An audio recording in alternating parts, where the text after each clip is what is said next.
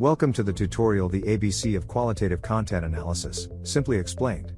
Qualitative content analysis is a method for collecting, analyzing and interpreting qualitative data. In the context of theses, it is often used to evaluate qualitative interviews. If you too are planning to make use of this method in your thesis, but are not yet familiar enough with qualitative content analysis, then you have come to the right place. In this tutorial, we will briefly and clearly explain everything you need to know about qualitative content analysis, its goal, its benefits, forms of application, and the criteria for its successful implementation. Let's start with the goal of qualitative content analysis. Qualitative content analysis is about evaluating the content of data material systematically and in detail in order to answer a research question. The evaluation is carried out on the basis of a system of categories, which is intended to represent the most important text contents in a condensed form. Any input that is available in text form can become the object of qualitative content analysis. The spectrum ranges from newspaper articles and songs to TV and radio reports and research reports. Thus, this method offers the benefit of flexibility, since you can apply it to different types of content. In addition to the analysis of texts, it is also suitable for tapping into other communication material in terms of its content. However, its flexibility is not the only benefit. In addition, qualitative content analysis guarantees a certain degree of reliability. Therein lies its special feature compared to other methods of qualitative research. This is because, as we will see in more detail, it satisfies scientific quality criteria and can thus, in an optimum situation, deliver comprehensible, verifiable and usable results. Finally, quantitative content analysis is also compatible with a quantitative evaluation procedure insofar as the qualitative data can be evaluated statistically. Thus, it contributes to bridging the divide between qualitative and quantitative methods and enables further research strategies.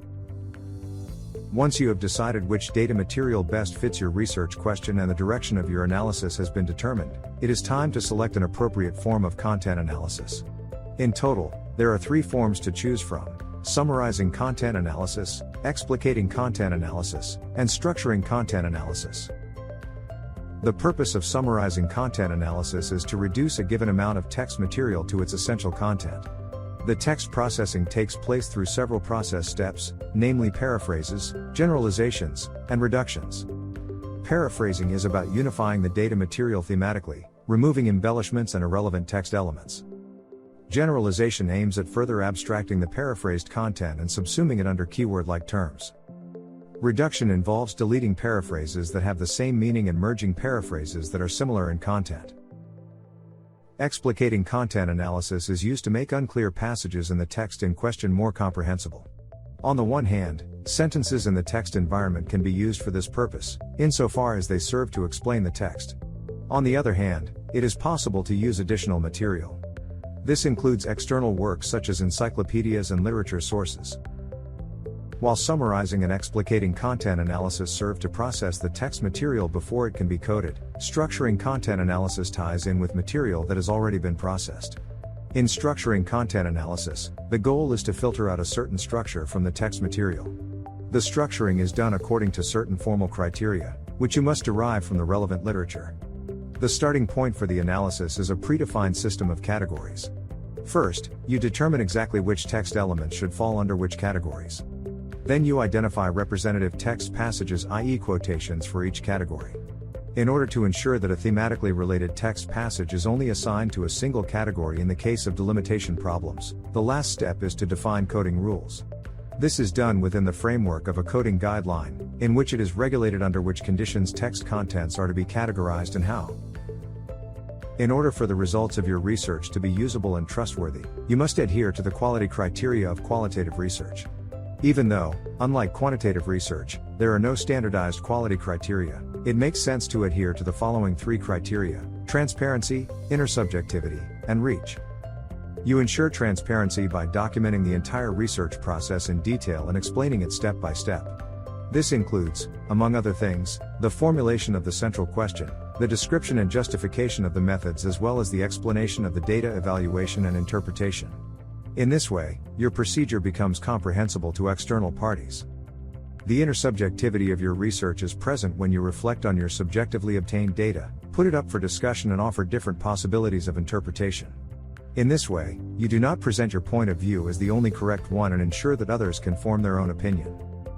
The criterion of reach is about ensuring that comparable results could be obtained if a similar analysis was repeated. A qualitative content analysis only proves to be reliable and practically relevant if your category system and coding guide lead to the same results when used again on the same data material. A useful tool in this context is the so-called intercoder reliability. In order to determine the reliability of the results, a procedure is used in which several coders carry out the same analysis independently of each other. If there are distortions in the results, the category system or the definition of the categories must be optimized, and a further run follows. Not registered yet? As a registered user, you enjoy exclusive benefits and get immediate access to these special services. Regular raffles with amazing prizes.